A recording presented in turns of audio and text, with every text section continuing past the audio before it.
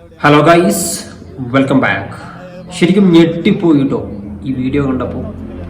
എന്താണ് ഇതിനൊക്കെ നമ്മൾ പറയുക? കൂലിപ്പണിയെടുത്തും ലോൺ എടുത്തും ഇല്ലാത്ത പൈസ പല ഭാഗത്ത് നിന്ന് പലരുടെയും കാലും കൈയും ഒക്കെ പിടിച്ച് പണമുണ്ടാക്കി മക്കൾക്ക് പഠിക്കാൻ വേണ്ടിയിട്ട് മാസാമാസം അവരുടെ അക്കൗണ്ടിലേക്ക് പണം അയച്ചു കൊടുക്കുന്ന മാതാപിതാക്കളെ മാത്രമേ ഞാൻ പറയുള്ളൂ. കാരണം മക്കളെ പഠിക്കാൻ അങ്ങോട്ട് വിടും, ഹോസ്റ്റലിലാക്കും, എന്നിട്ട് തിരിച്ച് വീട്ടിലേക്ക് പോരും. ഇടക്കിടക്ക് ഒരു പേരിന് വേണ്ടിയിട്ട് മക്കളെ വിളിക്കും. തിരിച്ച് മക്കളും അതേപോലെ തന്നെ ആയിരിക്കും.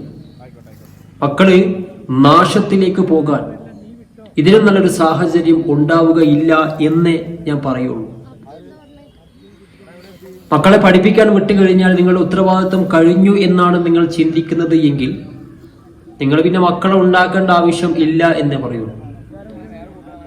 കാരണം മക്കൾക്ക് മോശമായ തെറ്റിലേക്ക് പോകേണ്ട കൂട്ടുകെട്ട് ഉണ്ടാക്കാനുള്ള എല്ലാ സാഹചര്യവും മക്കളെ പഠിപ്പിക്കാൻ വിട്ടുകഴിഞ്ഞാൽ അവിടെയുള്ള ഒരു അന്തരീക്ഷം സൃഷ്ടിക്കുകയാണ്. അങ്ങനെ കൂട്ടുകാരികളൊക്കെ ഒത്ത് ഇതേപോലെയുള്ള പരിപാടികൾ ചെയ്യുന്നു. കൂട്ടുകാരികളെയും കൂട്ടി, കൂട്ടുകാരന്മാരെയൊക്കെ കൂട്ടി, ബെസ്റ്റിയെയൊക്കെ കൂട്ടിയിട്ട് ബാറിൽ പോകുന്നു, വെള്ളമടിക്കുന്നു, ലഹരി ഉപയോഗിക്കുന്നു. അങ്ങനെ അവസാനം നാട്ടുകാര് കയ്യോടെ പിടിക്കുമ്പോഴായിരിക്കും മാതാപിതാക്കള് അറിയുക. നമുക്ക് ഈ വീഡിയോ ഒന്ന് കണ്ടു നോക്കാം.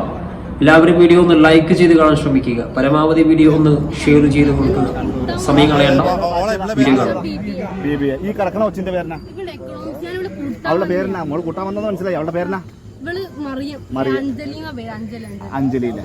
നിങ്ങള് എവിടെയാ പോയി കള്ളുടിച്ചേ? മാന്തോപ്പിൽ ആരൊക്കെ ഉണ്ടായിരുന്നു?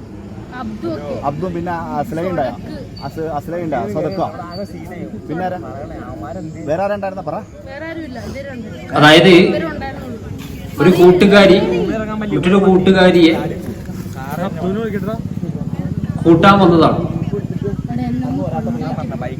ഇവരൊക്കെ ബാറിൽ പോയിട്ട് കള്ളം കുടിച്ചിട്ട് ബോധമില്ലാതെ റോഡരികിൽ അങ്ങോട്ട് കിടക്കുകയാണ്. കൂടെ വന്ന പയ്യന്മാരൊക്കെ എസ്കേപ്പായി. ഈ പെൺകുട്ടിക്ക് വല്ലാത്തൊരു അസ്വസ്ഥത അനുഭവപ്പെട്ടപ്പോൾ പെൺകുട്ടിക്ക് എഴുന്നേറ്റ് നടക്കാൻ പോലും പറ്റാത്തൊരു അവസ്ഥയിലേക്ക് വന്നപ്പോഴാണ് പെൺകുട്ടി അവിടെ കിടക്കുന്നത്. വൈകിട്ടും കൂട്ടുകാരി റൂമിലേക്ക് എത്തിയിട്ടില്ല എന്നറിഞ്ഞപ്പോൾ അന്വേഷിച്ചു വന്ന് നോക്കിയപ്പോൾ കണ്ട കാഴ്ചകളാണ്. BBA സ്റ്റുഡൻസ് ആണെന്ന് തോന്നുന്നു. പഠിപ്പിക്കാൻ പറ്റ മാതാപിതാക്കളെ പറഞ്ഞാൽ മതിയല്ലോ.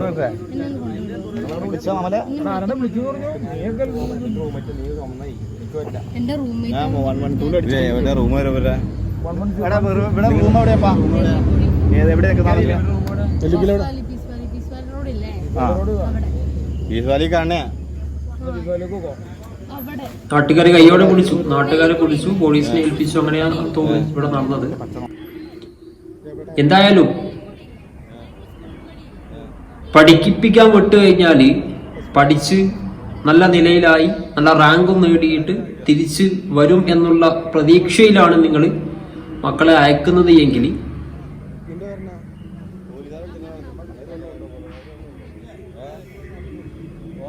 നിങ്ങൾക്ക് തെറ്റി എന്ന് ഞാൻ പറയുള്ളൂ. കാരണം മക്കളെ പഠിപ്പിക്കാൻ വിട്ടു കഴിഞ്ഞാൽ നിങ്ങൾ ഉത്തരവാദിത്വം കഴിഞ്ഞു എന്നല്ല. ഇടക്കിടക്ക് മക്കളെ വിളിക്കുക, നിരന്തരമായിട്ട് പോകാൻ സാധിക്കുമെങ്കിൽ പോവുക തന്നെ ചെയ്യുക. പഠിപ്പിക്കാൻ വിട്ടു കഴിഞ്ഞാൽ അതെവിടെ ആയിക്കോട്ടെ,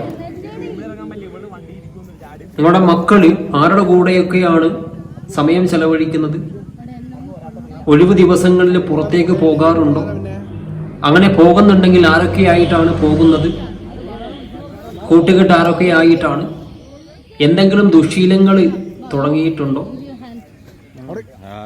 മക്കളുടെ ഫോൺ ചെക്ക് ചെയ്യുക.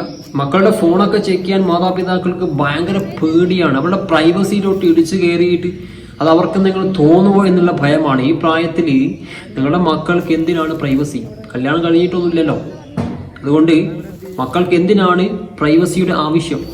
മൊബൈൽ ഫോണും പരിശോധിക്കുക, ആരൊക്കെയായിട്ടാണ് വിളിക്കുന്നത് നോക്കുക. വീട്ടിലേക്ക് താമസിക്കാൻ ലീവ് കിട്ടുമ്പോൾ വീട്ടിലേക്ക് വന്നു കഴിഞ്ഞാൽ അവരുടെ ബാഗ് പരിശോധിക്കുക, എന്തെങ്കിലും ലഹരി ഉപയോഗിക്കുന്നുണ്ടോ എന്ന് നോക്കുക. അങ്ങനെ ഇപ്പോഴത്തെ കാലത്ത് മക്കളെ അത്രയും അധികം ശ്രദ്ധിച്ചിട്ടില്ലെങ്കിൽ മാത്രമേ നമുക്ക് കുട്ടികൾ തിരിച്ചു കിട്ടുള്ളൂ. അതുകൊണ്ട് മാതാപിതാക്കൾ സൂക്ഷിക്കുക, ശ്രദ്ധിക്കുക, പരമാവധി ഷെയർ ചെയ്ത് കൊടുക്കുക. മറ്റു വീഡിയോ ആയിട്ട് കാണാം. Bye friends.